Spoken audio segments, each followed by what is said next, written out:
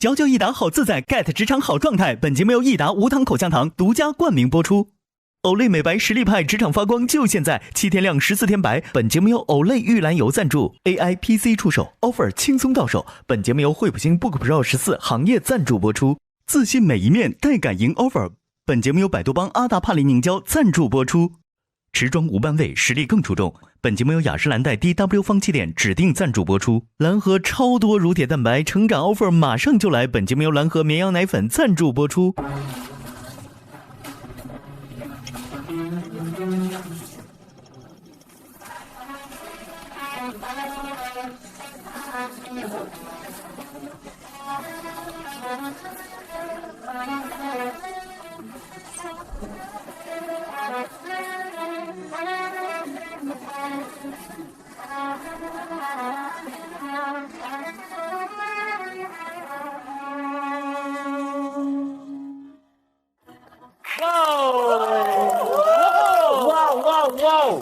欢迎大家来到腾讯视频自制的国内首档律政职场观察类真人秀《令人心动的 offer》第6季，欢迎大家！嚼嚼益达好自在 ，get 职场好状态。本节目由益达无糖口香糖独家冠名播出。AI PC 出手 ，offer 轻松到手。本节目由惠普星 Book Pro 14行业赞助播出。本节目由专注皮肤健康30年的百多邦品牌赞助播出。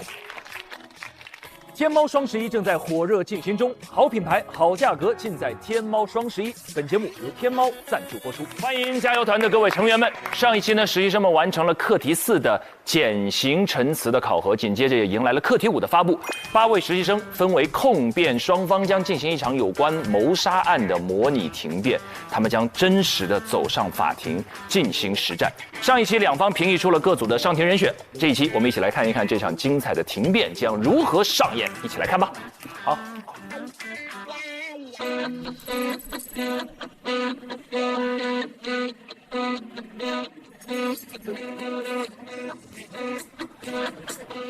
OK， 我们差不多到了，然后我们一会儿就会先观光校园。好的，好。最后就是有一个大师课。哦，对，大师课。那我现在就说明天的安排。明天下午呢，沈大律师呢就会带大家去参观香港大学。哇，哦，对，参观完之后呢，就有一个环节，就是教大家一个正式的赏听众辩知晓的课。哇，期待了。你们再次非常幸运，因为今天好像原本是有台风，但是已经对，可能是沈大律师带着我们气场太强大了，毕竟是爱吃海鲜的高富帅。确实。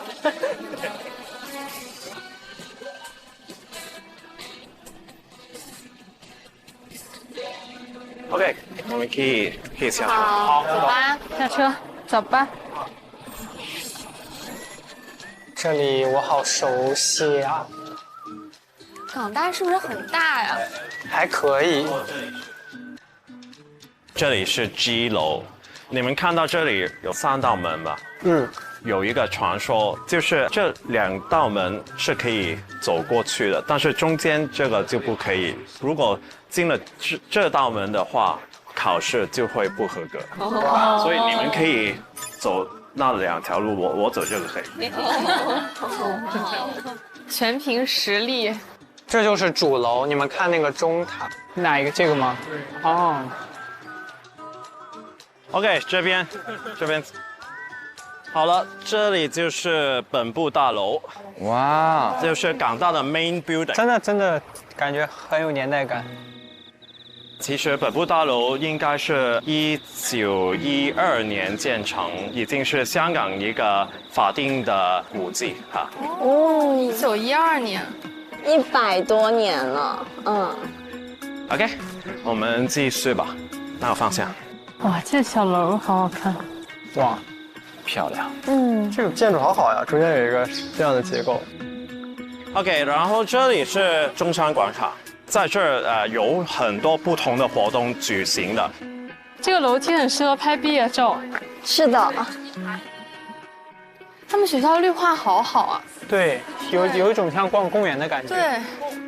OK， 这里是蒙国平花园，然后这里是孙中山先生他的一个铜像哈，是纪念他来访80周年的时候，然后就做了这个铜像。OK， 我们继续吧。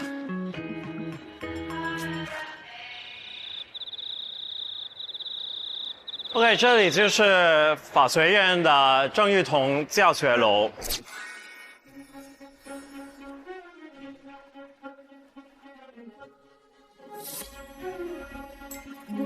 哦，可以看看这个是，哇，看到，这是大法官的整个服饰。好像是不是说他的假发是马毛？对对，我的也是。哦，我放在办公室里面的。对对对。哦，你们看这两面墙都有很多有意思的照片。看到这个吧。你们看。哇，在哪？哇，还有这个，也是我。哦，天哪！哦 ，choir。您是指挥吗？我是指挥。衣服感觉就是指挥。好厉害！在港大也是风云人物。OK， 这个方向有一个大师课。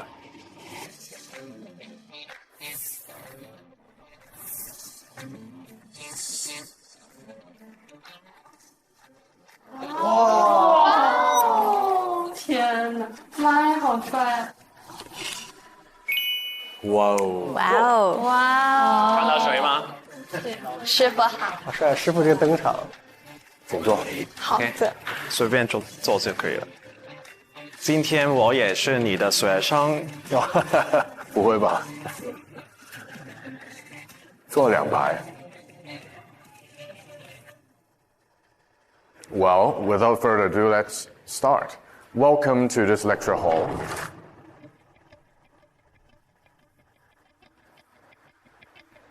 Okay, so right now, today we're going to have a crash course on advocacy. That's your topic 5, moot court. It will be a jury trial, which I will give you some general principles and based on what I have experienced, based on what I've been taught. It is by no means the final word on it. This is simply my own view on it, so don't take my word for it. Choose and pick whatever works for you. Okay? Now, in a trial, we always start with an opening, and then you call your witnesses for your own side, and then your own witness will be cross-examined, and after cross-examination, there will be re-examination. After the end of the prosecution's case, if the defendant is not the only witness, you will have the chance to have an opening, and then you call your witnesses, and finally, your opponent could cross-examine your witnesses, and you can re-examine. And then it's both parties' closings. So that's the general flow of the trial in Hong Kong. Oh. So opening, as you can see, we say it's firing the first shot. It's actually extremely important. Now, many people say, if you open a case well, you may actually win it. 是的。 Now, what's the purpose of an opening? It's to outline the essential facts and to highlight the issues. Now, when I say essential facts, now I don't mean a lot of details. And you have to realize, just like yourself, your students, I'm sure, your concentration span usually lasts between 20 minutes to 40 minutes. Okay? So maybe even less for a juror. So you have to keep it interesting. You have to keep it quite short and concise. This is a case about a cold-blooded and premeditated killing. It is not hard to find that Alex is a 10th witness. He is also involved in this crime. This is the first issue for you to consider. And then you've got to highlight the issues. You've got to tell the jury or the judge, well, what should you focus on? There are all these facts in this case. What should I be deciding? What's the final question or questions I need to think about? And then there's another very crucial question. Is almost different practitioners have different views on this. Do you want to open high or do you want to open low?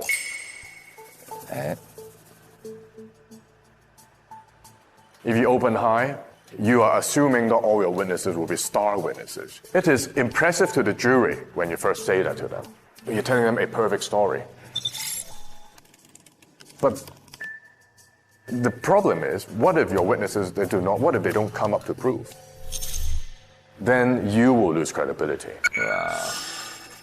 They won't listen to you. You lose credibility. Which is why someone chooses to open low. Opening in that way is safe, but then on the other hand, you're wasting your chance to persuade the jury. So it's always a balance between the two, high and low. You've got to assess your own witnesses. Do you think they will come up to prove? A general rule, very, very general rule is the professional witnesses, they usually come up to prove easier when you compare it to civilian witnesses. 厉害厉害。 Now let's look at examination in chief. Now, examination in chief, what does that mean? In some jurisdictions, it's called direct examination. It simply means you are not allowed to use leading questions. Open questions. No leading questions. What does a leading question mean? It means a question that contains an answer. Can someone give me an example?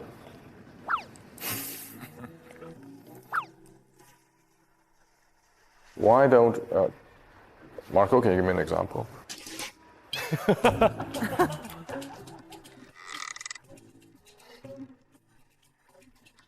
Did you see the defendant killing the victim? Yes. Can Jay give me a non-leading question?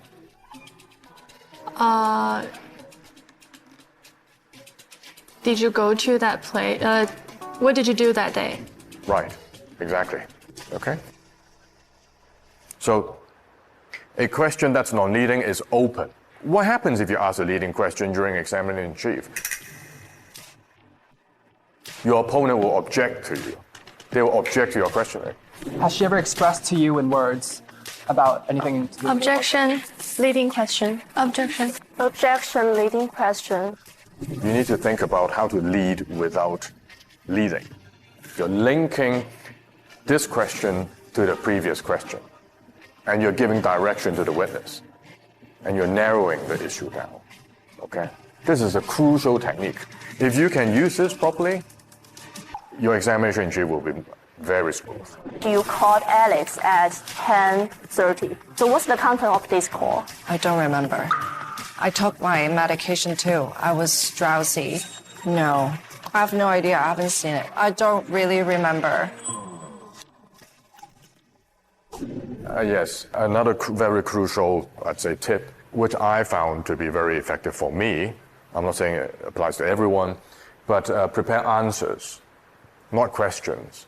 Once you've written down answers instead of questions, you can focus more on listening to the witness instead of just focusing on, okay, whether he or she answered my questions. So that's examination in chief. And then cross-examination.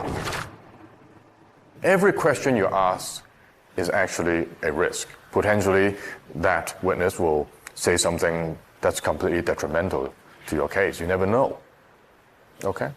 So, if the evidence is good enough, I would decide, okay, let's not ask that witness anything. Because the evidence as it stands is good enough. I did a case where my opponent deliberately left out many, many things as scientific evidence. Deliberately leave out many things and just bring out something very general and wait for me to cross-examine. What's the advantage to him? If I cross-examine on all the points, on all the natural points, then he will have the chance to re-examine his witness he will have the final word. And I cannot deal with his evidence anymore. Yeah, you see, it's a tactical decision. So instead of falling into his trap, I just decided, I've got no questions on that topic. You can't re-examine on that. And then he's stuck. Okay, so there are all these considerations you need to think about. So don't just cross-examine for the sake of cross-examining. Okay? You really should cross-examine with a purpose. When you see a witness that's not answering your question, that's avoiding your question, you simply repeat your question again. Once you repeat it 2 or 3 times, and the witness is still not answering your question, everyone in court will know that person is just lying. Yes. Now, expert witness is slightly different. It's a different animal, literally. First of all, they can give expert opinion. Other witnesses, they're not allowed, in general circumstances, they're not allowed to give their opinion. So you need to spend some time studying experts' evidence and the expert's report. You really have to understand what the expert is talking about. The fact that he's an expert in that area doesn't mean you can't challenge him. In fact, quite the contrary. But you have to put in the work. Okay, so you have to be really precise. How to attack experts? 2 usual lines of attack. The first is you've got to challenge their credentials. Could you please describe what's your current position and which institution are you affiliated? When did you obtain the professional qualification as a psychiatrist? The second line of attack is to challenge their factual basis. You've explained in your psychiatric report that you executed this request solely in reliance of her words. Am I correct? According to expertise, it's just a maybe. So that's not the only cause, as you said before.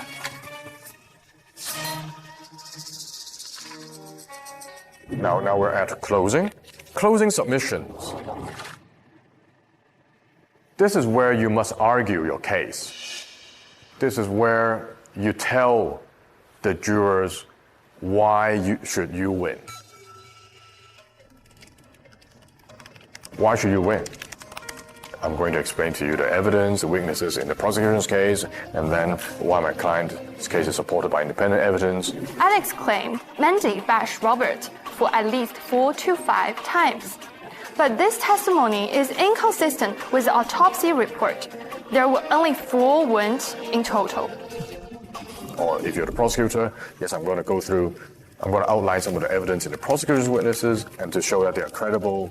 And then we're going to analyze the defendant's case to show why their experts does not help their case and the defendant's incredible, etc. The forensic report and testimonies indicated that the deceased died from severe head injuries. Therefore, it is beyond reasonable doubt that she had killed her husband. And finally, you recap.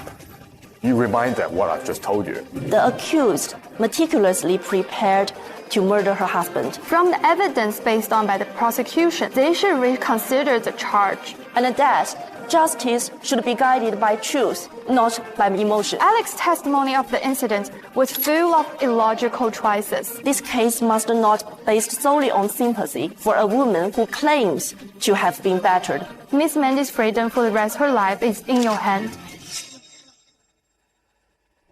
And thank you, everyone. That's end of my presentation here. Good luck with your mock trial. Thank you. 努力了，各位同学。怎么手麻了吗？这么紧张？全身都麻了。所有人压力都很大。这件事情用中文来做，对他们都非常有挑战。我也觉得是。你们有信心吗？怎么说呢？越听他讲，我越觉得难。我觉得还好，加油！加油！你觉得还好就好。好了，我们今天结束了，我们会律所 ，OK， 把新校的案件资料发给你们。好的 ，OK。仲宇状态不一样哎，是的，他目光是坚定的看着关大律哈。OK， 可以走了。好。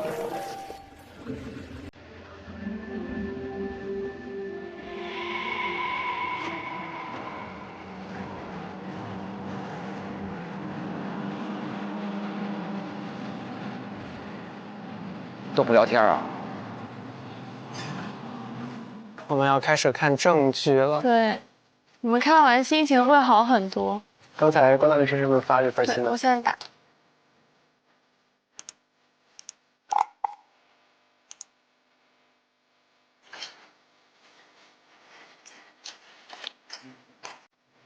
这2个，我还以为会有一堆，全靠现场问了。我们得去找案例。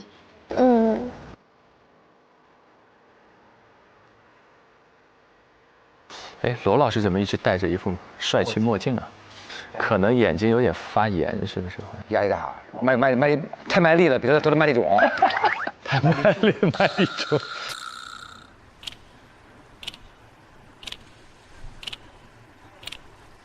我找到了我们这个 case 的原型吗？她很多细节都非常一致，就是她的丈夫也是属于经济情况很好。哇哦。然后她也是说她有常年受到一些家暴啊之类的。然后也有 whisky， 她也在 whisky 里面加了药。也是那个药会让她没有反抗能力，然后她就把她给打死了。Oh my god！ 天哪！就是跟我们最大的一个区别，就是它里面的第三者没有出现在案发现场，我们的第三者是直接出现在了案发现场，所以他成为了一个非常大的嫌疑人，就有可能是他弄的，不是那个妻子弄的。然后这个案情持续了非常长的时间，但是反正最后2次的判决都还是有罪。那还是对他们有利的，对控方来讲。我觉得我们还是可以很有自信的，就是。对你接着说。他们那边我觉得最主要的3个 defense， 一个就是 self defense， 这个其实还比较好打，因为这个案件里面他也说自己是 self defense， 但是这个完全不成立。对，而且 self defense 就是他都走路都走不直，都没办法走直线 ，keep balance 不成立。对，因为他喝多了嘛，是吧？是这意思。他都没有就反抗的能力。哦。而且还有他给他的第三者发消息，然后到第三者来，就是你中间这么长的时间，这个危险的一个急迫性是在哪？然后第2个点就是他们会打 insanity。就是想说那个药，但是这个我昨天查了也是很难成立，因为它那个药不会让你有对自己的行为有错误的认知，就它会产生那个叫做前行性遗忘。律师太不容易了，学法学还得学药学。前行性遗忘是指的在发生一些创伤的事情之后，他的记忆会消失。但这并不能证明他在杀他的时候他的精神是不正常的，因为这个东西不会让他产生错误的认知嘛，只是说会让他感到肌肉松弛啊什么的。但是你在吃完之后，如果发生这种创伤性的事件，他可能之后的记忆就会没有。所以我觉得这个是一种可能的解释，就他就是他杀了，但是他忘了。啊，他忘了杀了别人。我想他蛮细的。而且如果他说 insanity 的话，那他还是对自己的危险有一个认知的。而且昨天我也查了一下 insanity 加 defense 的这种 self defense 的情况，我感觉也不太符合。但是他们最有利的第3个就是之前这个 precedent 里面没有的情况，就是是 Alex 杀他第2被告做的。这是唯一一个我们比较难去那什么，这个我觉得就完全很取决于 cross examination 和 direct examination。然后我感觉我们的时间线要调整，因为 cross examination 和 direct examination 太重要了，我觉得得花至少1天半的时间来写这个东西。而且这个案件里面我们要 cross examination 和 direct examination 的人应该很多，有这个第1被告，就是这个 Mandy， 有 Alex， 还有他的邻居，就这3个人。3个人都要用。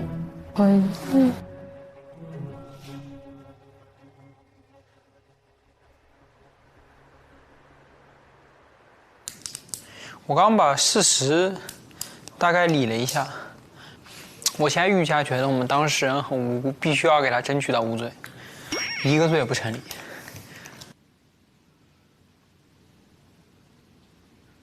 来吧。我把那个文档分享到群里了，但是我来记就行。好，那我们开始啊，我上面形式性的就直接过了。说一下案发的那一晚应该是发生了什么事情，参考的文件应该是他那份通话记录。首先是9点22分以前，这个被害人跟第一他们产生了一个矛盾，被害人就对第一进行了施暴。在这个过程当中，第一设法联系了第二进行呼救。同时第二因为他就在附近，所以他很快时间就赶到了。他说他一赶到的时候，他就发现说被害人就是在殴打第一的，所以他就立刻阻止他这种行为。他的阻止方式很简单，他拿了一个东西去砸了被害人。那下面的问题其实就是到底是第一在猛捶被害人的头部，还是第二在猛捶被害人的头部？我这边我自己比较幸福的说法是，第二赶到之后，他先捶了被害人一下，被害人坐在了沙发上，然后第一这个时候很害怕，第二就对第一说：“你先回到你房间去，不要出来。”然后在10点31的时候，这个第一他不知道外面什么情况，所以他才会打电话给 Alex 求证，但 Alex 应该没有告诉他任何消息。那他为什么要打电话给他呢？这个是我们要推导的内容。我觉得能佐证说他不知道被害人已经死的一个原因是，他早上他其实还在联系她丈夫，就在联系这个被害人。对，你看他早上的通话记录，他是连续去打的。9点31分，他先打给 Alex， 没有人接。9点32分，紧接着他又打给她老公，还是没人接。33、34打给 Alex， 没人接。35打给她老公，没人接。45、46打给 Alex， 没人接。47打给她老公，没人接。所以我觉得那晚发生的情况，我自己是非常相信我们的当事人是个非常无辜的人，因为那个尸体大概率是 Alex 藏到那个储藏间里的。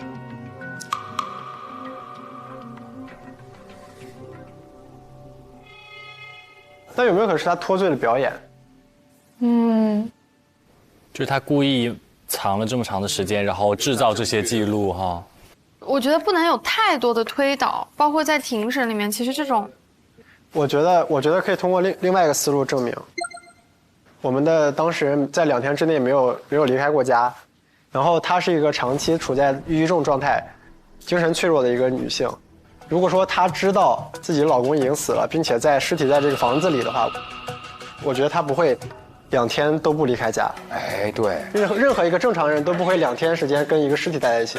而且我觉得这也能解释为什么她一直没有发现她老公就在储藏间里，她不会是这个隐藏尸体的凶手，因为她不知道尸体，她不知道这回事儿。对，我觉得她就不知道她老公已经死了，并且尸体在家里。对，她如果知道这件事，她不可能2天时间不出门。所以她2天之后去报案，我觉得就有合理解释，因为她就是听了Alex 的话，然后与此同时，她躲在她的卧室里，才感到很害怕，她就吃了抗抑郁神经方面的药，昏昏睡去了。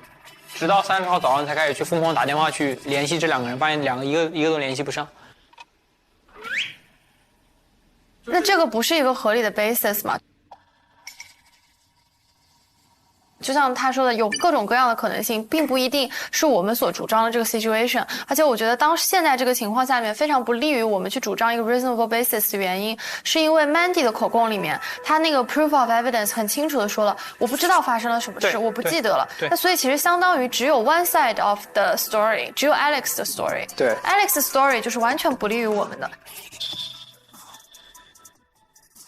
那我们的 basis 是什么？只能说我们去把我们的故事讲清楚，其他没有 evidence 去做。不，那不能讲这个故事呀，因为在法庭里你要讲任何故事，你不可以只是 I think 什么的，或者说 in my opinion， 这 maybe because of 什么什么，你的任何的 speculation 必须有 basis。严谨。哦，这个电话好棘手啊。这个电话就是有可能会很利于我们，也有可能会很不利于我们。我觉得就看那个第二，就 Alex 他在庭上怎么说了。听上去本来是有利的事情，万一那边一扳倒，就变成好像他们要故意要怎么样。可要不稍微等一下，先把证据全过一遍，我们再来捋故事。也行，没问题。可以吗？那你讲一下吧。我觉得其实是可以尝试做一个无罪的辩论。可以呀。那首先是邻居 Amy 的一个证词，我把我觉得一些信息点吧都写下来了，但有的可能用处没有那么大，比如说他 Robert 很频繁的出差呀，然后对这个点其实我想说一下，我觉得是很不利于 Mandy 的。因为 Mandy 一直在主张自己频繁被家暴，就是隔天就被家暴。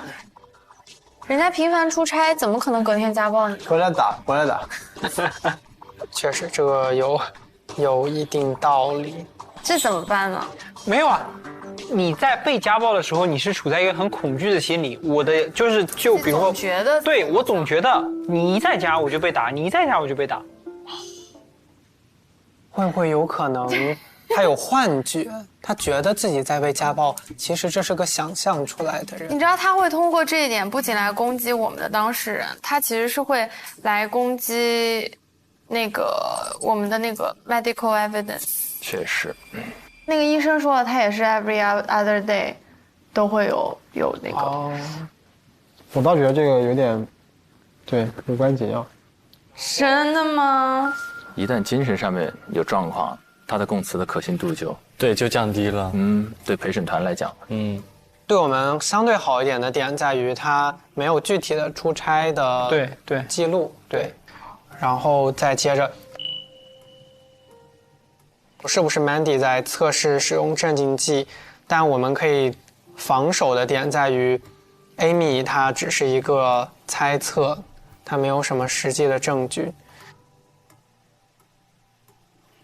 这个药会有味道吗？这个药，但哪怕你稍微有点味道，你掺在柠檬茶里也不一定尝得出来。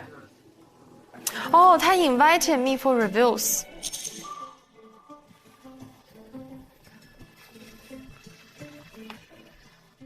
我觉得其实是测试，我个人的观感是觉得是测试。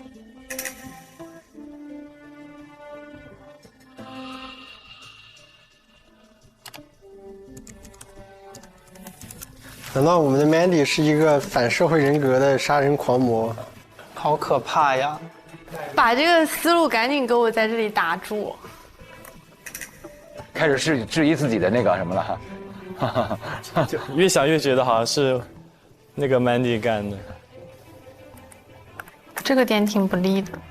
对他应该就是在测试，我自己的想法也是说他是在测试。天哪，这怎么越说越像？Mandy 心思缜密，能不能先把这个口供我好多想说的，我先讲一下。来吧，展示。OK， 我主要是针对这个我们的当事人 Mandy， 他的一个法庭提供的证词。第一个陈述呢，就是他解释了为什么要用这么多药就混合在一起，而且用了一个 a higher dose。这两个药是帮助他 calm down 的。这是你自己吃的药，你没有按照处方去吃啊。他按照处方吃的。处方没有允许你把这些药 overdose。就是你是超剂量的。但是他这个药，它是帮助他 calm down 的，它不是一个其他的药物。但是他吃的过量了呀，你不觉得这个点很有可能被人打死吗？主动塞药。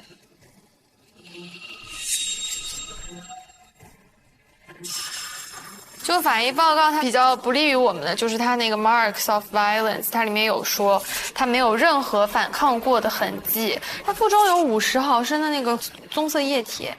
我们拿到的证据对我们太无力了。这其实现在 Alex 至少在庭审上看起来，他的口供的可信度肯定大大的高于我们的当事人。疑点重重。我感觉细思极恐。咱们陈可儿快崩溃了。感觉这像一个无尽的深渊，我们还有很远。我也有这种感觉，但是我觉得不能这么想。哇，这个案子好复杂呀。是啊，太多疑点了。我觉得法医报告其实没啥好讲的，因为我们现在很多都解决不了，得靠我们去搜一下。然后今天关大律师也说，我们要对于这种法医方面的知识还有药的，对，我觉得他在提醒我们。我回去再把这个研究一下法医报告。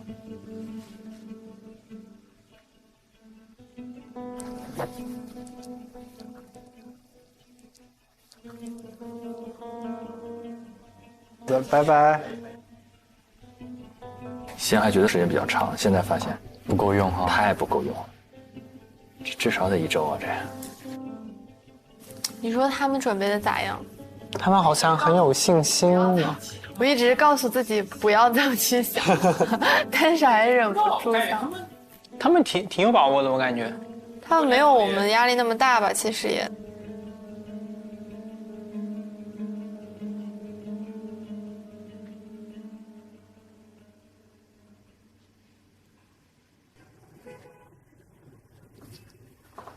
来，进来了。这都吃的。啊，厉害！我的可乐你有带上来吗？在我包里。谢谢。你要让以涵坐那边，因为这个沙发太矮了。哦，你什么意思？我们2个矮的要坐高一点。哇，我是为你考虑，你怎么还能够生我气？是。我们其实刚讨论出，还是想把那个 omission 的点在那个 cross 里面稍微提一下。第一层肯定是想说她没有躲进房子里，她就自己把他杀的。但我们的第2层是，你可以问她丈夫当时有打她吗，或者是有说些什么吗？然后用这个来推断她当时的状态其实很不好。然后你再问她说你有救她吗？或者说你有就是让 Alex 不用打她，或者是就是类似的一些救助行为有没有？这是退而求其次的。退而求其次，当然我们不希望最后是用 omission 成立 omission。是这个吗？可以破百啊，这次。什么破百？你这一票可以破百。我是希望你可以破百，因为这样子我们也可以赚很多啊。哦，可以平来破百。求带飞。有点像那个帮我们在打段位。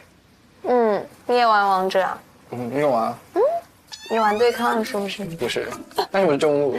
我也玩中路。我杀前区有排名，只有洛星一个人在默默杀前区。杀前区是香港的区。你快点吃。对不起，对不起，对不起。我也有世标了。真的吗？你什么段位？我上一季是王者62颗星。哇，很高嘞！王者62颗星，哇哦！你们再聊游戏，我要打人了。说得好，就管小孩而已啊。就是姐味十足。没有，主要是时间不够了，真的，对，太紧迫时间。我们今天要把 case theory 定一下。就是第几层定一下，我们就定完就去睡觉了，好吧？你可以睡觉，也可以不睡。真的是一个好老板。已经挺晚了，其实。洛星这种要在团队做个主办律师，能把下面律师助理管得服服帖帖的，特别放心。拜拜，晚安，晚安。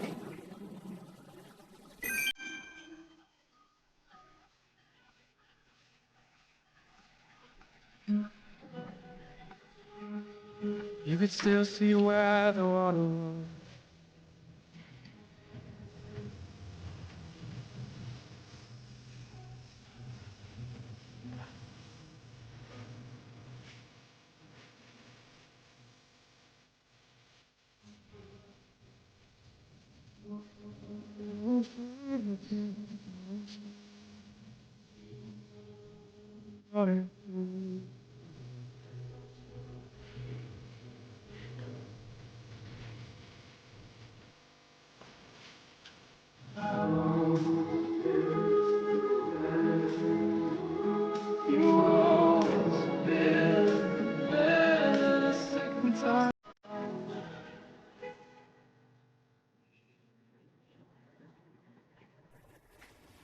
冲了！今晚回去就不搞了吧，好吗？我得搞。我看到这个仙我就好生气啊，能不能把它扔了？哪一个？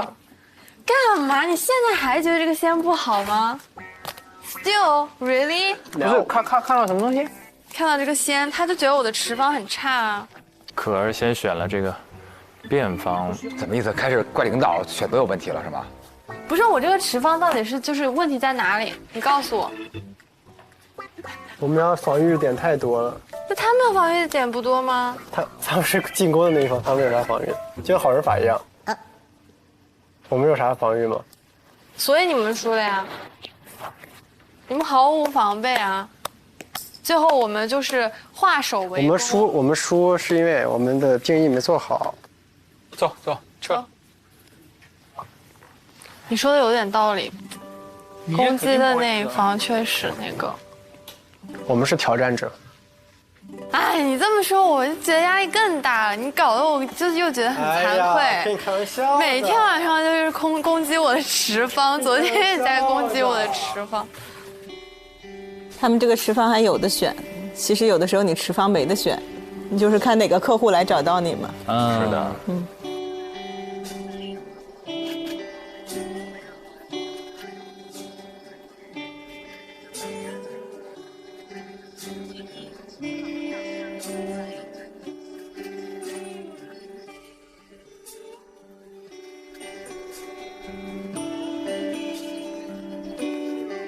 请你选择是要空方还是要变方？变方，变方。变方。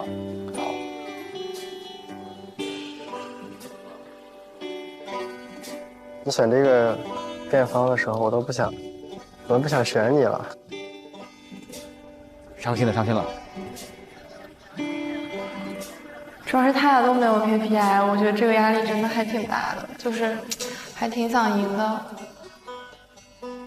我真的很想让你们拿 KPI， 我觉得压力好大。其实只要小胜，我们就能拿到30的 KPI。你们可以的，我们可以。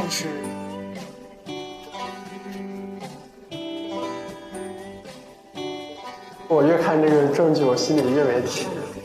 你应该选空方的，因为我们终于选你，完全是因为我这个持方选的有这么差吗？我们要绝地反击呀！等于陈可儿现在心中最好的搭档在质疑他，然后那俩他又要去，对呀，努力的帮助，所以他自个儿一个人有点孤独了。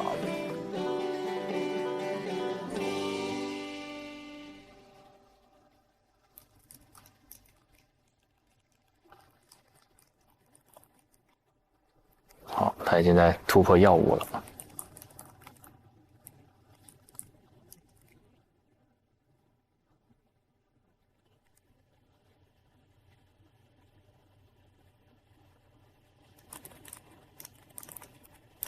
哦，很细哎。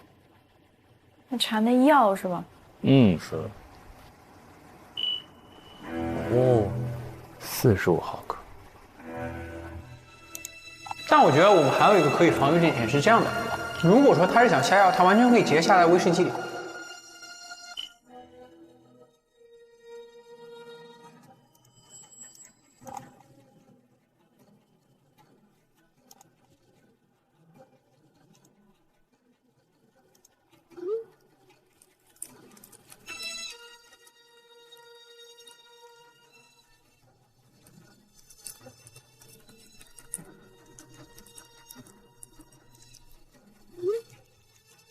这个变方是非常非常不一样。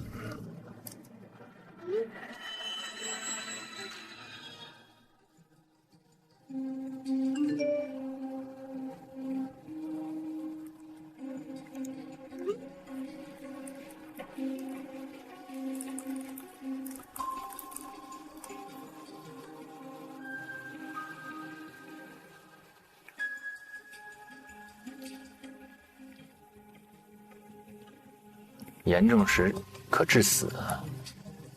应该是他给自己准备了柠檬茶，然后柠檬茶里面因为酸，所以可以溶解很多，然后那个量可能已经致死了，6倍的量。那他给自己下那么重是为什么？就所以说明可能是想给他喝。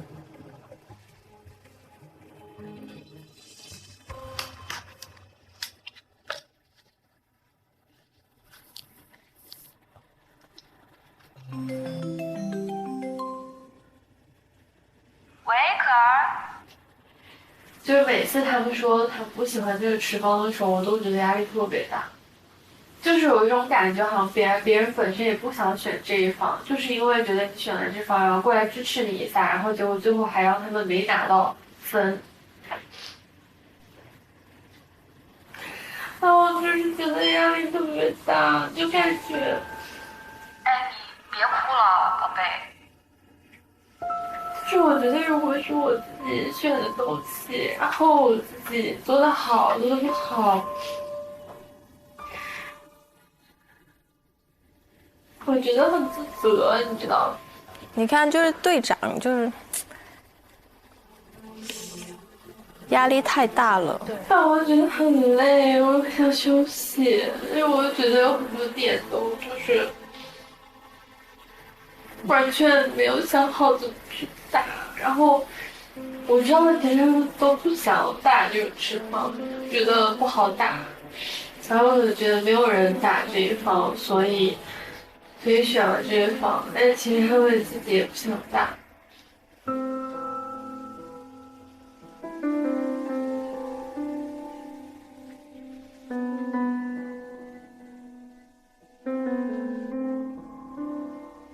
因为他带队啊，他队长他就是他要不是队长，他可以发这牢骚吧？因为你一当队长了，你没辙的，什么你都得扛下来啊。这我能理解，就责任心比较强。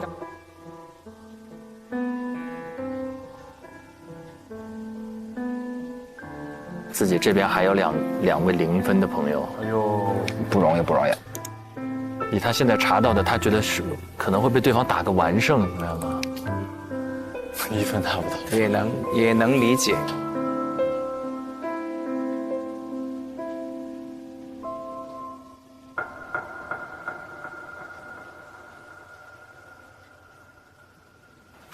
唉，忧伤。哎呀，好低沉的一段，看完，很被带入到可儿的那个情境当中。明白，对，这个肯定是他责任感强啊，而且加上他自个儿选的是吧？对，他一选完那个之后，他当时觉得还不错，对不对？对他先选的嘛。当时觉得辩方是攻击嘛，是撕开对方的一个小口嘛。但是把所有的证据链越是详细的过，他越是发现好像在每一个点上自己都不要说攻出去，甚至都守不住。我就觉得他特别崩溃的点是在于，终于因为他说几句，然后被那边就说你说这些不就变成了对方有利了吗？不断的反驳他，就变成打死自己的方式了嘛。是的，等于就是这几个成员觉得自个儿选错了，他又有一种奇怪的责任心，就感觉来他这儿一定要帮他们挣分儿。人那俩也没说要让他挣分，但是你就有一种奇怪的领导力哈，就感觉是我的人，我就要让你。这就是队长这2个字的重量。那无论是谁放到的那个生态位上，这是自然而然的。会的。想问问刘律，现在可儿遇到的这种情况，您站在专业的角度来讲，是真的，就是像他想象的那么大压力吗？好像千疮百孔，会被碾压，还是年轻哈？年轻。哦。因为从持方的角度来说，我们没得选，就是你今天不知道是 Alex 找到你，还是那个太太找到你，你不知道你的当事人是谁。当他找到你的时候，那么你就要跟他在同一个利益线上。然后在这个位置上，他现在的责任感只是什么？只是我的队友能不能拿到这几分？是的，这几分能决定什么？能决定他们拿不拿到这个 offer？没有这个 offer 又怎样？还会有其他的 offer， 只要你实力在。哦，他把他拉远一点看这件事。对啊。但如果说你是真的面对你的客户呢？你的客户因此会被判谋杀耶。那个时候，你的责任感会给你带来的压力是更大的啊，人命还有啊。对，所以我就觉得这才哪到哪。是的，就是我们每天面临的压力，就我们说刑事案件办的是当事人的一生，有的大的行政处罚或者大的民事纠纷，其实也是可能会倾家荡产的。所以其实你要是做律师的话，你需要有这样的一个大心脏，你需要对客户有一定程度的感同身受，去促使你有责任感，把他的事儿当你的事儿。但同时你要有一定的抽离，让你能够保持很中立、客观的去处理这个事情。就得要有一个过程，但肯定的，就磨出来的。那确实是这需要岁月。我小时候把我妈杯子给打碎了，我感觉我马上就要死了。我怎么跟我妈说这个事儿啊？世界都我哭的，这个怎么解释啊？对吧？这事儿你往后就是说，嗨，就是。但是就这么点事儿，对吧？小时候一丢点事儿，就小时候感觉去校门口没带那个红领巾进不去哦，天塌了，怎么办？把零花钱掏出来，校门口买一条，就是系上去之后心才安。怎么大家都有这种经历哈？我爸把我所有球，足球、什么排球、什么球掉到那个窗外，我什么球都没有，我都完了，我天塌，生无可恋。但是他现在在这个情况下，因为他其实还没有真正的进入职场，是不是？他是一个求职的过程，他肯定是慌哈。对。但是这种过程，您看着是不是有一丝可爱的感觉？能回想到我当时是什么样的一个心态。但我还是欣赏他的那个责任心哦，对啊。其实这责任感是一个特别宝贵的一个品质。如果一个小朋友他有高度的责任感，我让他松一松，我好让他松；如果他本身没有责任感，我让他树立责任感，我很难。对，他还会觉得我 PUA 他。是，每个人都不愿意自己被上紧箍咒。是，确实是这么说。责任感有个对面有一个叫松弛感啊，就很松弛感的情况，就意味着就这事儿。你要不点他名儿呗？也没有到松弛。我记得我小时候就是也是带我们班同学要组一队，别人要组一队的时候，别的班同学有奶茶喝，我都着急，因为我也要给他们弄。然后后来我就给他们吸管，让他们去喝别人奶茶嘛。然后但是我一直认为，就是很多时候你就是要连他们生活之中的某一点一滴吃喝住行，你都觉得你得管，而且你自个儿都已经快崩溃了，你又怕他们吃不好喝不好，就特别的难受。然后刚刚我们也看到大律师在跟实习生们上了一课，讲到了这个停辩的过程当中的一些辩护技巧。是的，这一个案子当中，好像洛星刚才有提到盘问环节特别重要，想问一下，这有2位律师在这个停辩的技术过程当中，这是一个胜负手吗？这个点？盘问是庭审当中的一个非常关键的环节，你要通过盘问，然后把对方的可信度全部要再重新攻击掉，再建立一套自己的立论，这个压力就会是特别大的。然后庭辩呢，其实最核心的思想是你不用去说服对方，因为你永远说服不了对方。真的一个成熟的有经验的律师是永远都会立得住自己的。所以你不要想着去说服对方，说服的是陪审团，说服的是裁判者。那小何律师在这个具体案件当中呢？小何已经出过庭了。对，我已经出过庭了。啊，帅气哦！我也讲一下自己的一些心得，就确实像刘律师刚刚所说的一样，最重要的是把你的观点非常清晰、有理有据地讲给法官听，让他能够就是准确地 get 到你到底想要讲些什么。在今天这个案子里面，它其实是一个刑事的案子嘛。对。那刑事的案子跟我们平常的民事其实是两方都是律师还不太一样。那刑事案件里面的话，会由这个控方先来提出我要控告你的是什么罪，所以他需要把这个罪立起来。那辩方需要做的事情，相当于就是说，那我要破除你要立的这个罪。那在这里的话，控方需要达到的一个要求是，你要排除所有的合理怀疑。就是说，控方如果说我要证明是你 Mandy 是你杀的，那他要排除，那一定不能是可能还有一种情形是这个第三者他来杀的。只要有一种可能不是被告杀的，那你的控罪就不能够成立了。所以控方他需要证明有杀人的行为。被告有杀人的这种主观的故意，比如说下药啊之类的。那辩方虽然在目前的所有证据对他们而言都非常好像不利，比如说这个药很过量，他还找人试药，对不对？然后包括莫名其妙打电话，然后跟尸体共处2天的这种很多不合理的行为，他们不需要去解释说我方的每一个行为它都是合理的，他只需要说明你对方指出来的我方去杀人的这个行为，它在某种程度上有不合理的地方，可能有其他的一种可能性存在，其实就可以了。我能这么理解吗？就是对可儿来说，有99条路都不通，但只要有1条路走通了，其实他们就赢了。对，只要这条路也是合理的就可以了。但是他现在就是看到这99条路都走不通这件事儿，但其实他只要再往下走一步，他要攻出去，他要找对方有漏洞的地方把它撕开。哎，你这么一说，我突然觉得可儿这对有戏。但如果在真的是一个绝地反击的故事，一个非常非常精彩的故事，没错。来，一起我们看一看他们接下来的备战情况。再次感谢各位出席今天的记者招待会，各位记者朋友，大家辛苦了。等一下，怎样才能成为职场上笑到最后的人？那你是凭什么能力来做观察员的呢？邊間媒體問呢啲問題啊？點答呢？我只示範一次。做嘢最緊要有好狀態，職場要自在，靠的還是益達。益達小數自在好狀態。哎，刚刚曼姐吃的是什么？原来是益达。益达全新升级，果味瞬间迸发，口感清弹，嚼得更爽。嚼嚼益达好自在 ，get 职场好状态，把职场变成你的自在舞台。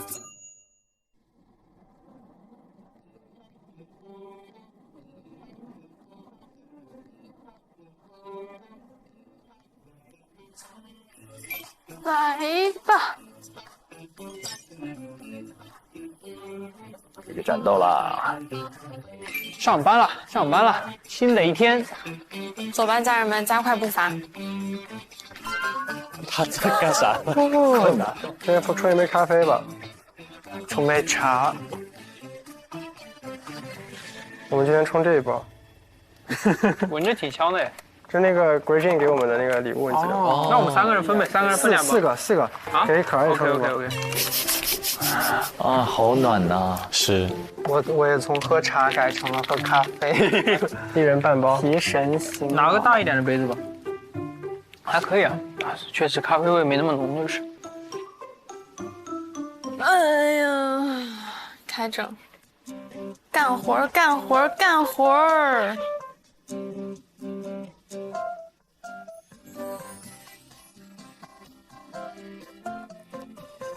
我发现，其实我写了一点点以后，我觉得看陈词其实也没有办法完全就是定下来，因为要取决于对方说了什么。他们如果说了别的点，我们其实还得想一下怎么回。好，我一会儿先把我关于对Alex 的那个稿子发出来，你们看一下。现在没啥时间看。你现在写了多少个人？才写了差不多把 Alex 快写完。那你可能还得再写2个人。行，那我再快一点点。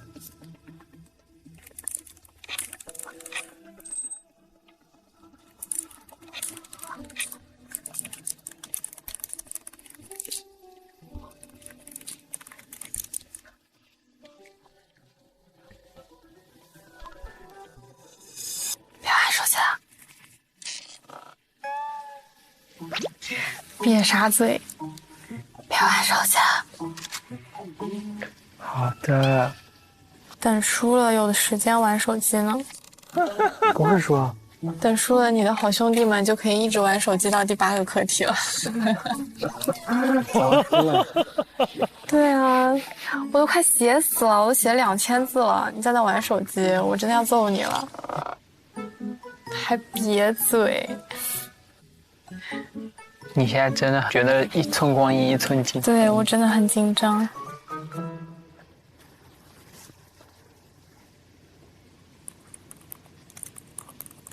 哎，我好奇可怎么从昨天晚上崩溃到现在突然开玩笑的？修复力强。没有啊，他也没办法啊，他是队长啊，他要撑住啊。就是要那个想办法解决这个。当然啦。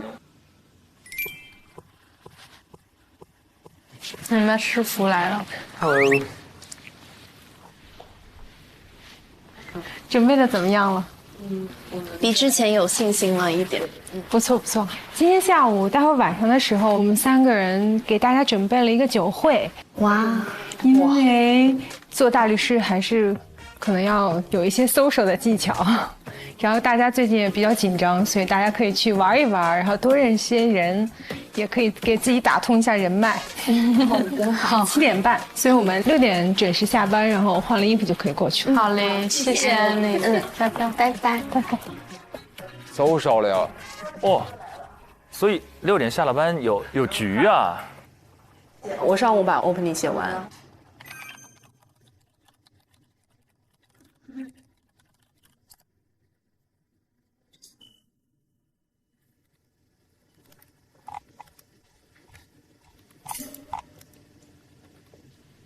我好想，你能不能去找你师傅借点书呀？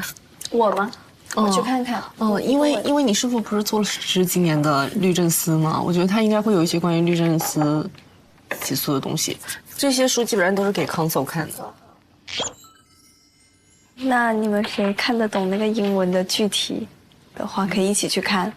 你陪他去吗？可以，因为我怕我找不准。就主要是找对 prosecution 的。你是要找 examination 还是针对 prosecution 的 ？OK， 都可以。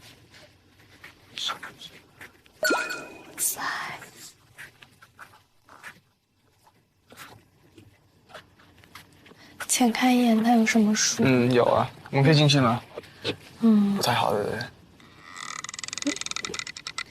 可以先全部都很有用。可以先拿他的书，然后我跟他发微信。哎，那我进去。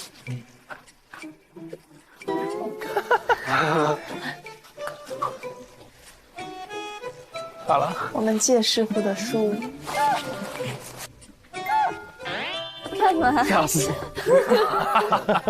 他没想到怼脸可以怼这么近。是 direct 的这个。哇，这完全就是直接的。Microsoft Direct。这应该也是需要的。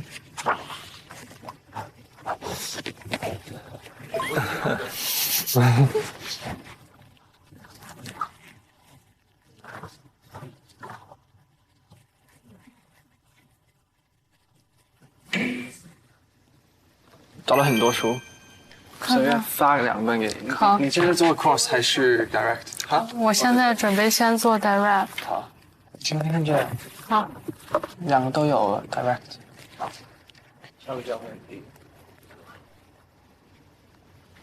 天哪，大律师真的太牛了。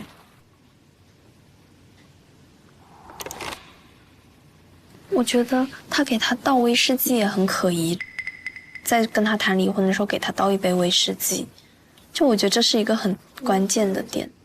为什么谈离婚给他倒了杯 whisky 不是？倒杯酒怎么了？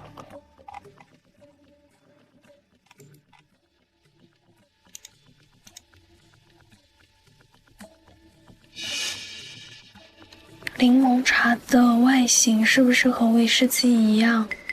哦，很细哦，它容易拿错嘛。这用2个杯子呀。然后他弄柠檬茶，就是因为柠檬茶，一个是它的味道可以盖掉药，一个是因为柠檬茶的外形的颜色是和威士忌一样的。然后他把2杯放在一起，那个男的会搞不清楚哪杯才是威士忌，然后他正好他就喝。有道理。我觉得他说的那个好好，就一个 conceal。有道理耶。所以证明了是一个故意的隐瞒，是吧？对，一个故意的混淆。对。哎，我觉得柠檬茶这个是他们，就不是他自己喝的，是他要让她丈夫喝，这点一定得打下来。才问的是 Mandy 的 class。我来说一下吧，先。好。我先把梳理下来的几个思路讲一下。首先，控方上庭，因为他指控我们的是谋杀，所以他在他的开庭陈词里面说的必须得是谋杀，他不能一上来就说我指认你的是过失杀人，那和他的那个控罪书根本就不一致。对。所以他们哪怕不认这一点，他们也必须开端这么说，这就是我们的开庭里面很好能抓住到的一个点。对。我们就往谋杀打，谋杀就是不存在，他绝对不可能被定谋杀。哇，气场全开了，可儿。第2项就是关于下药这件事，如果在庭上风向不利于我们，我们就承认，我们宁可就直接就这个点不要了。啊？为啥？因为你这个太难讲说是他自己给自己吃的这个药，或者是说你没有下药的意图。他9点钟的时候就已经在求救了。他案发时间是8点到12点，他很有可能在击打他的时候，他的药效已经开始呈现了。他突然 calm down 下来，控方肯定会说是药起效了，而不是被 Alex 打了。因为他的所有的点全部都是指向于我们下了这个药，而且他的柠檬茶特别特别酸。他采用柠檬茶的原因，就是因为柠檬茶本来就是酸的，所以不容易被察觉。你觉得他是自己完全不可能去喝这个茶吗？你吃药你会自己专门调配一杯，就是能够把这个药融进去的饮料，然后你再这样去吃药吗？因为一个 reasonable person 如果想要让自己 calm down 下来，你肯定会用水去吞服这个药的。你为什么要费尽周章把它融于一个柠檬茶呢？对啊，直接吃啊。我的想法还是，如果庭审上不利于我们就算了，因为所有的证据都不利于我们。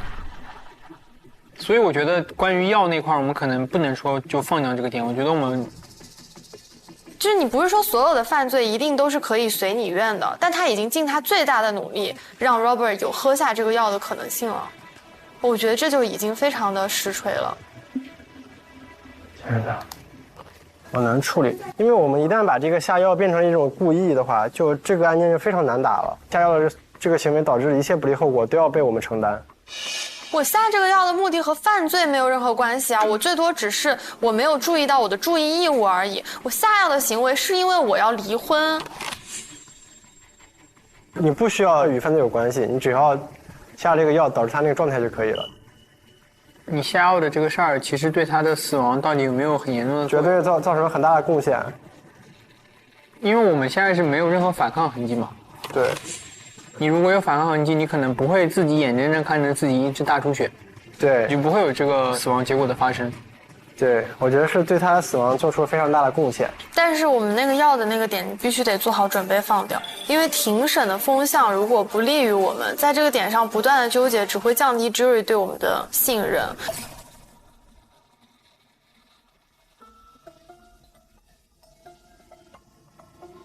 这个点让掉致命吗？我觉得也不致命啊，我只是给他下了一杯药，不能就证明我杀他。对啊，因为这个谋杀可能更多是源于击打头部，对，致死嘛，对吧？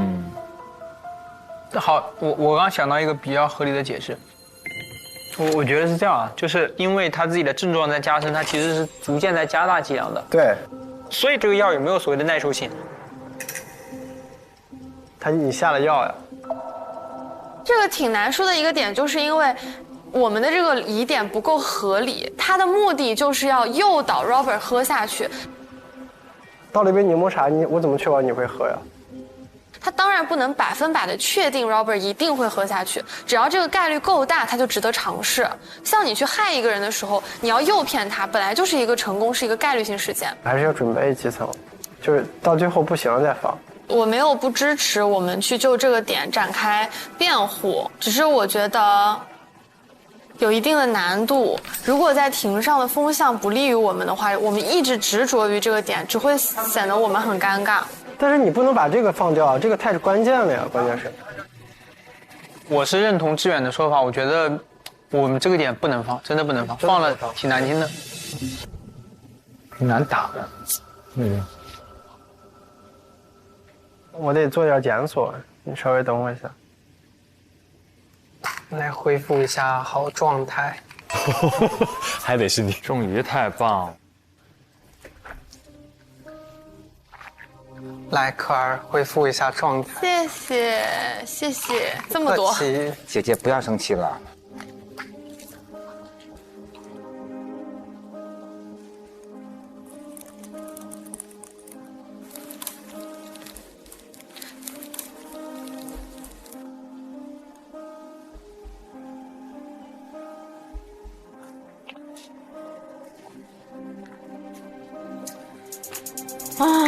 好需要信念感，关于这个药的这部分。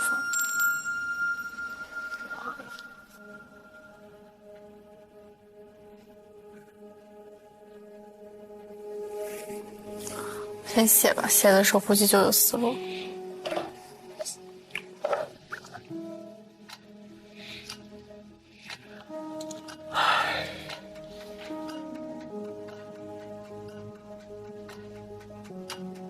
陷入僵局啊，真的，这不就是需要一个柳暗花明的一个点哈？他只要发现了就行。我觉得他现在，因为他有很多要推进的东西，但是你一个点又推进的不顺利，队友都无法达成一致意见，这个就很干扰他的状态，已经气氛就有问题了。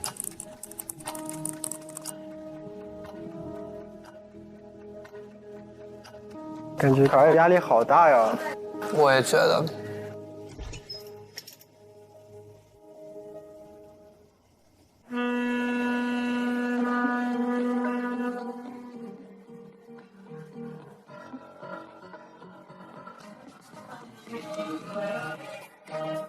哇哦！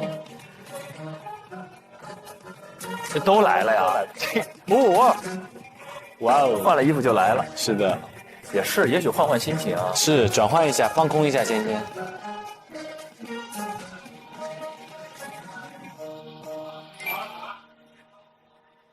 哇哦！环境很不错。对。这里的环境真的非常非常好，还有这么多好吃的东西，犒劳我们辛苦的工作。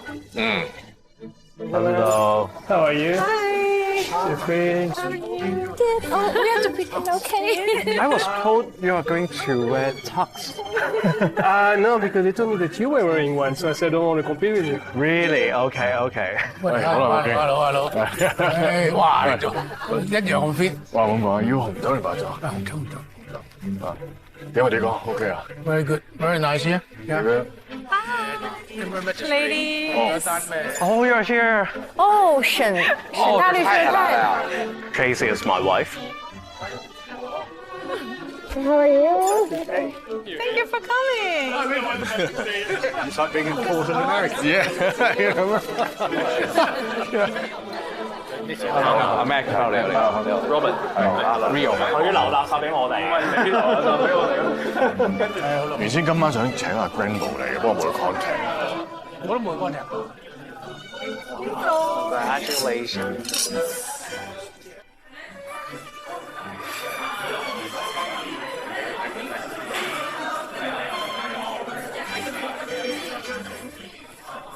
介绍一下我的朋友。Hello， 你好。Tracy, my wife. 我太太 Tracy。师母。Arthur 是我的小学同学，认识了很多年的好朋友。对对。Hello, Jade. Nice to meet you. 艺人。可儿真大方。这是我的名片。哇哦，谢谢您，谢谢您。哇哦，都是好厉害的。因为我之前是做 IPO 的，所以可能之前跟 banker 之间接触会多一点。做 IPO 对这样的场合相对熟悉。将我的名片给你。谢谢。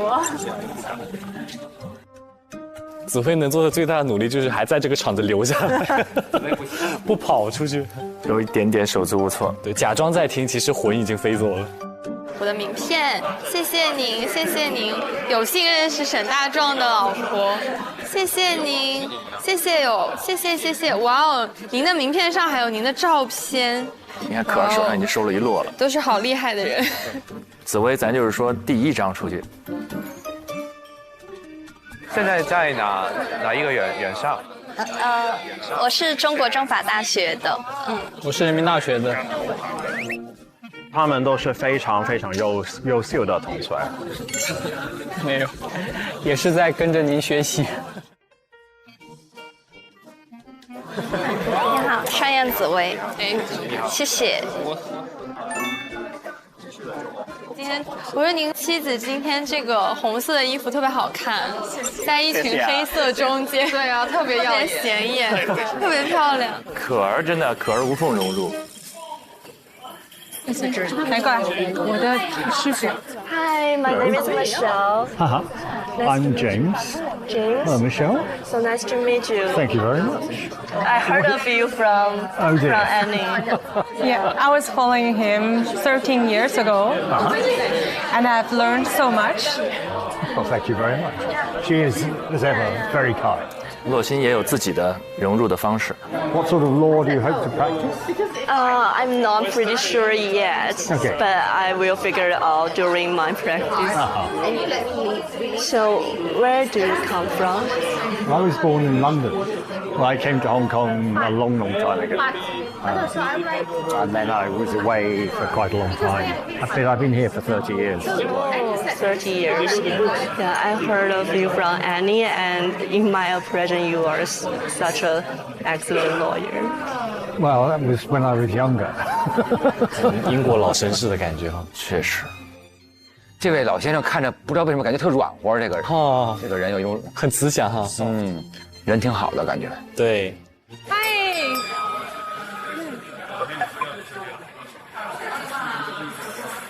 好久不见，各位。我们今天叫大家过来呢，因为太长时间没有跟大家见面了，所以要聚一聚。另外呢，我们大律师行最近收了一些非常优秀的实习生，所以要借这个机会呢，让他们多认识一些社会各界的成功人士。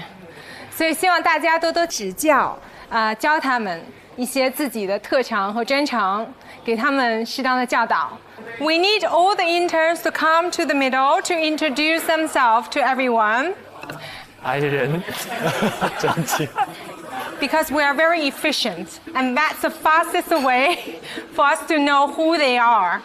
So who would like to come first?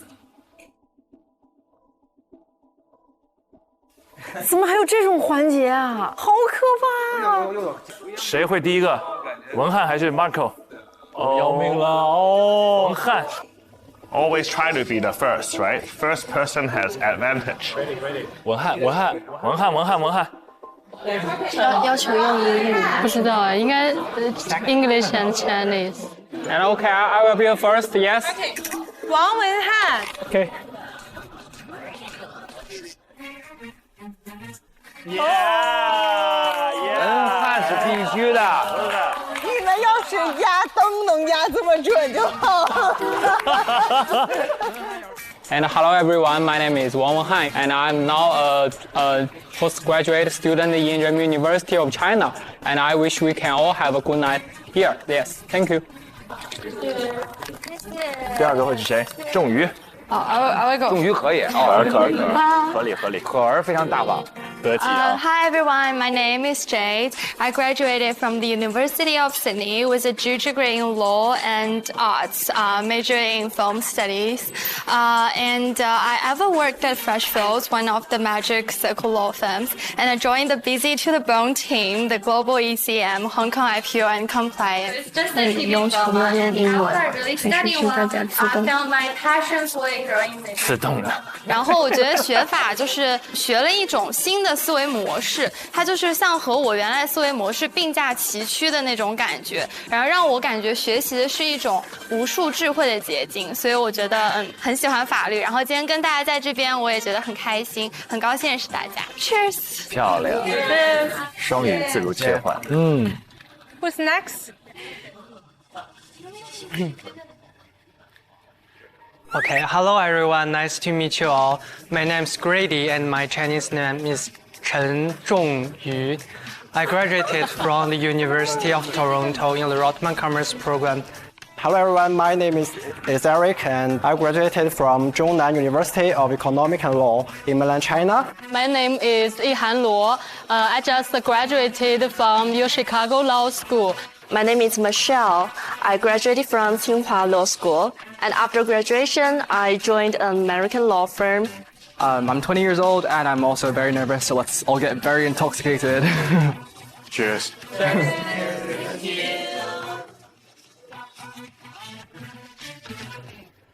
九位，加油！加油！ Good evening, everyone. My name is Urania, and I graduated from Chinese University of Political Science and Law. And nice to meet you. Have a good night. 哦，这真是爱人，挺好的呀，但是很好，比较得体，是舒展大方，挺好。我好紧张。都没有说有这个环节，爱人木木碎掉，真的 feel 里面。找一下 Marco 躲到哪里去了？躲起来了。他没有躲啊，看得了我都可开心了。She's good. She's nice. I'm so happy. She's I wanted to tough. find her. She's tough, but she's good. Yeah. Yeah, that's great. Because I mean, we didn't get to choose, but she was one I wanted to follow. She told me, and she was happy that you follow her as well. That's so Honestly, nice. yeah, she told me it's good. 我还以为他也很爱呢。Hello. We need to exchange cards. Yeah, give me yours. I don't have any. Sorry. I still don't know what to do. Somebody found out. Somebody found out. Is it commercial related? No, it's much higher. I mean, I don't like to show off, but it's a bit higher. Government, parliament, Higher. even higher. 解释一下。 Yeah, I'm Annie's husband. Oh, much higher, really? 这是他丈夫。天哪 We get married in 2011, so long time already. Over 10 years. Yeah. I can tell when you look at him, it's love. It's the love gaze. Love gaze. Love gaze. Cheers. Marco. I'm not a lawyer. No. I used to work in fashion. Oh. But now I'm taking care of the kids. Oh. I'm a home dad. Yeah. He said he prepared breakfast and cookies for everything. Every day. Don't accept anything below, right? Oh, okay. Every morning. Every day, not every single you day. Want, you want to marry me? And I have coffee every morning. Of us may admire you. Yes. Yes. Cheers. Cheers. Wow. Cheers. So, Marco here, he studied at LSE. He's still studying at LSE. Cheers. LSE? LSE, yeah. I never got into it. I did try to get into it. 谢谢安妮今天带我们来这个，谢谢，我非常高兴你们可以 enjoy， 非常 enjoy。之前就华为。哇，Thank you，Thank you。我20岁头发比你多，现在已经好了，没了，最后一口，有的，最后一口。來，一齊啦！和師傅在一起吃。希望每天都可以跟師傅出去。Cheers. Always stunning. 哇，我觉得在维多利亚港附近大楼的高空中看着这璀璨的灯火，再来上2颗益达，这真的是人生当中都能够长久铭记的享受。这时刻会被我们铭记的。他好像念诗一样哦，他感觉他是另外一个时空呢。所谓洞房花烛夜，金榜题名时，久旱逢甘霖，他乡遇故知。而现在就要加上第5条，顶楼嚼益达，观海景嚼益达，实在是人生的一大幸事。是的。他能火，我觉得太爽了，这个享受又再次加倍了。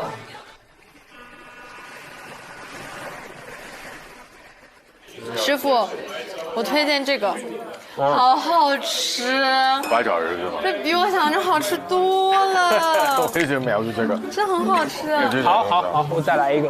哦，octopus with tomato soup。对，没有那个 tomato sauce。对，好好吃啊这个。好。这个案件蛮复杂的，现在准备成怎么样？我说句实话，我觉得压力挺大的。就是感觉想做的事情有很多，然后就是又有很多 intervening issues。然后我就一直头2天一直在思考，就是怎么利用大家的长处这件事情。这个很厉害，我听到你在分配。这个案件是非常复杂的一个案件，你给一个做了10多年的人来处理，也不一定可以搞得定。哇，这句话太治愈了。观率太好了啊！我觉得其实感觉这课题是我做的最难，就是第1天您介绍的时候，我觉得超激动，然后他们都说我选错持方，就是说我选这一方，他们觉得很不好打，就是真的就是因为觉得我选了这方，想支持我一下。这话说的我就压力超大，您知道吗？但我是坚定听你的。你们 hope so。你呢 ，Grady 你怎么想？我也觉得可能控方更好打。师傅，你懂我的压力了吗？因为控方会义正言辞的去批判对方。你懂我的压力了吗？就是有一种就 heavy 的那种，我懂，就是为了别人的 expectation， 然后又不想大家因为跟了我这个队，然后做了自己不想做的事，然后还没有拿到 KPI 那种感觉。我懂了，所以我很期待你们。加油啊 ，Grady， 不能让师傅失望啊！好，我去那边一下。好。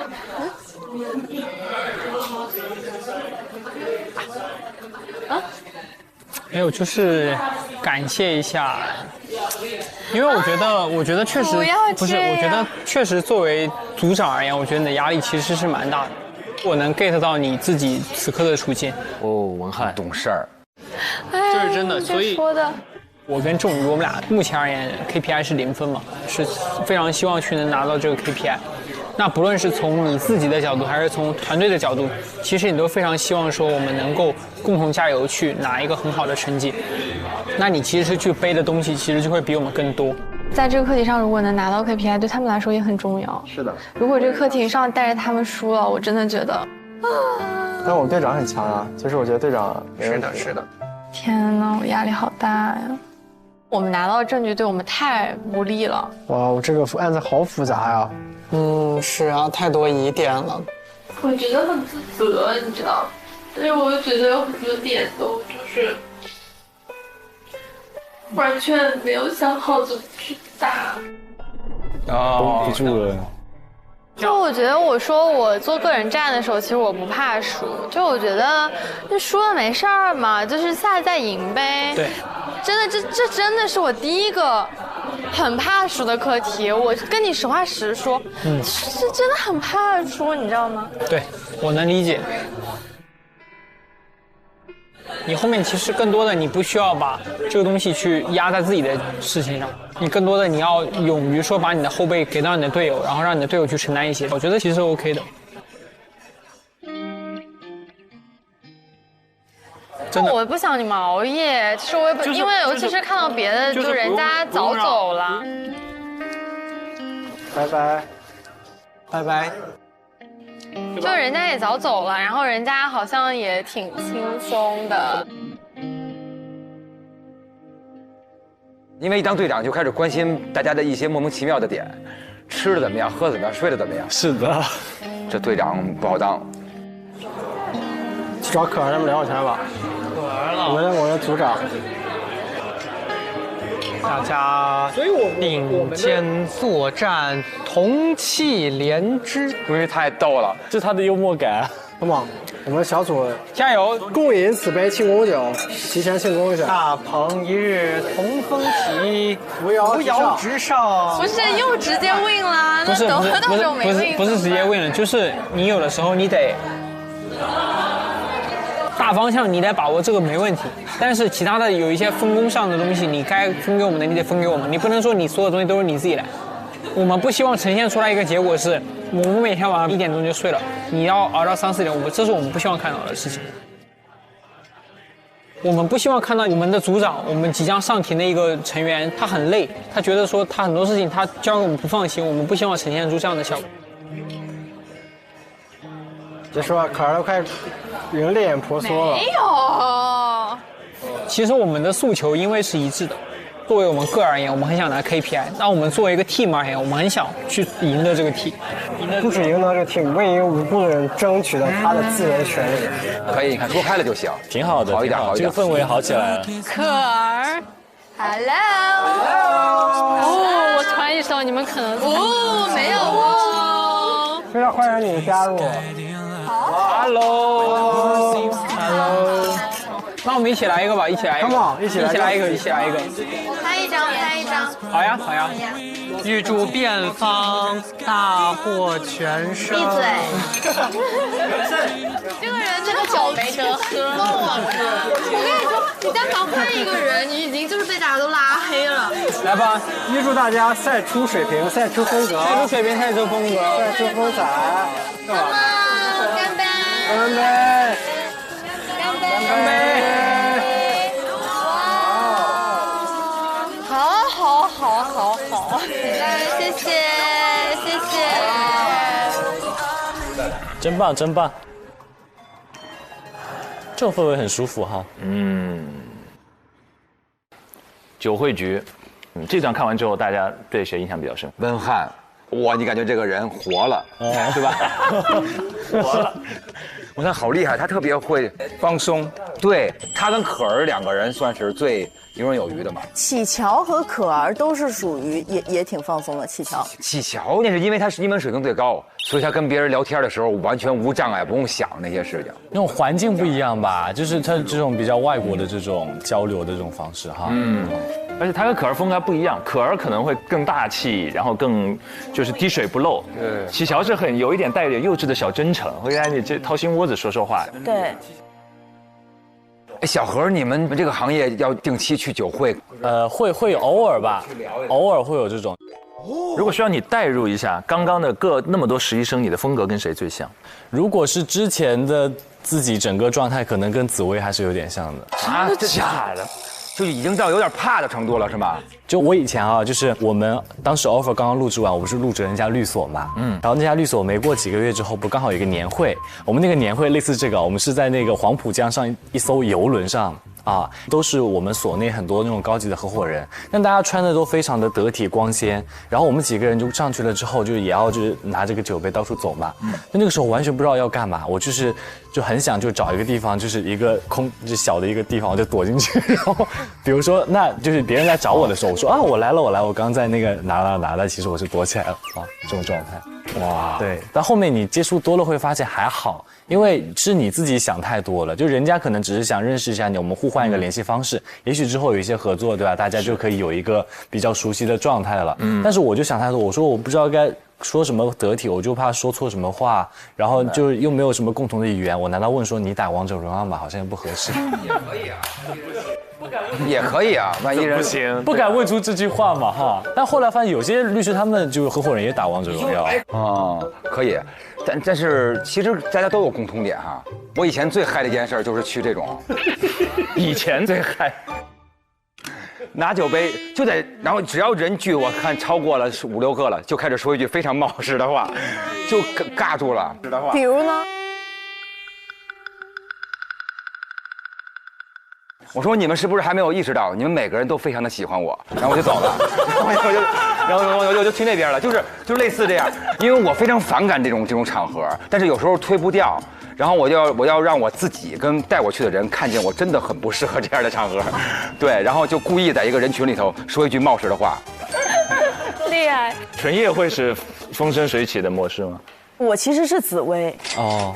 都是紫，我也想着我是紫薇。你看我们其实都是紫薇，我们都是紫薇，而且我还不是他小时候的时候，我到就是很久以后还是紫薇。就是您还是那种，比如说任何一个局突然让您说钟阳先生，您介绍给我们，然后您就会觉得有怎么又 Q 我？对，心跳加速，然后跳一段芭蕾啊，都有芭蕾的，有芭蕾的梦想，那就可以直接打车回家了。但我后来想明白了一些，就是他不是那么的不能去参加，是看你怎么想，就是你不要带太大目的去，我一定要去对我的工作有什么帮助的话，其实我还是想去认识朋友的。我就慢慢把自己的真实的想法，就是放进去，我在这个过程中好像没那么不舒服。对对对。但是我想说的是，我原来是紫薇，但是我现在还是紫薇，但是我紫薇的原因不一样了。我原来紫薇是因为我就害怕这个东西啊，然后也怕冒犯了别人。但现在呢，就是我可以选择，我觉得我自己的就是成熟度高了，底气比原来硬了，所以我可以选择我说或者不说，我有我自己的节奏了。这里可以自动切换那种，我是启乔，我是可儿，我是紫薇这样。对。他其实他是官大律了已经。哦，是的。曼姐，您会在这种酒会，您会很如鱼得水吗？其实我也是非常的I的，但是我觉得这个可以训练出来的，因为我选美出来了，然后得奖以后，我们连续10几天就要去出席一些赞助商的那些酒会晚会，然后开始的时候也是好像小何一样想躲在，但不能躲，因为我们3个就不能躲，就是要站出来。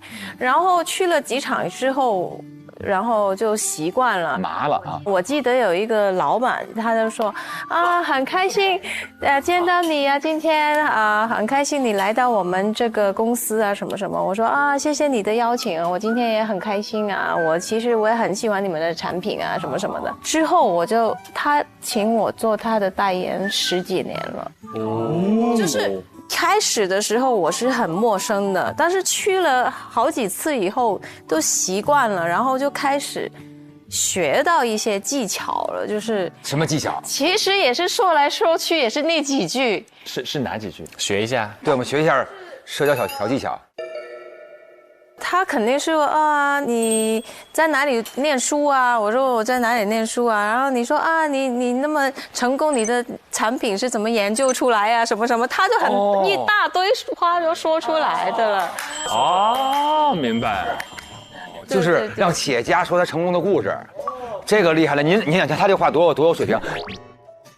然后就换他说了，我就不用说了，然后他自己说。访谈哇。有道理。OK 了，我们刚才也感受完了酒会，我觉得这是他们为数不多可以放松自己的时间段，马上要回归了。Yes， 酒过3巡，微醺已过，要重新回到案子了。我们来看一下他们准备的情况。好。